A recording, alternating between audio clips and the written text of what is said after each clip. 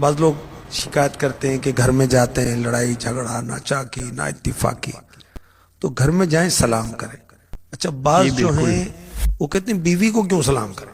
بیوی کو کیوں سلام اللہ کے کریں؟ بندے کیا رہے جو بھائی، گھر بنتا ہے تو گھر گھر والی کے کو ساتھ۔ بھی سلام کریں، اس میں بھی ثواب ہے۔ تو جاننے والا ہے نہ جاننے والا ہے، چھوٹا ہے بڑا ہے، گھر والی ہے امی ہے ابو ہے بیٹی ہے بیٹا ہے سلام کریں۔ چوکی دار ہے، چوکی دار کو سلام نہیں کرتے، سیٹ صاحب جا رہے ہیں اب وہ سلام کرے گا، وہ بندہ چوکی دار سلام ہے نا، کرے گا۔ غریب آدمی ہے نا، ہم سیٹ ہیں ہم کیوں سلام کریں؟ شاگرد سلام کرے گا استاد سلام نہیں کرے گا، کیوں بھائی؟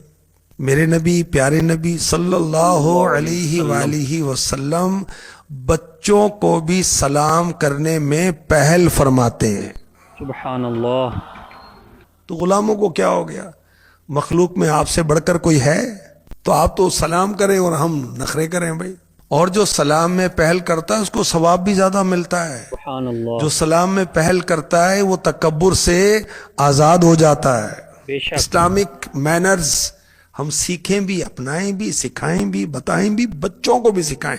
بچوں کو یوں سکھاتے سلام کرو بیٹا یوں، ارے اس کو سلام کے الفاظ سکھا دو اور اللہ کے بندو۔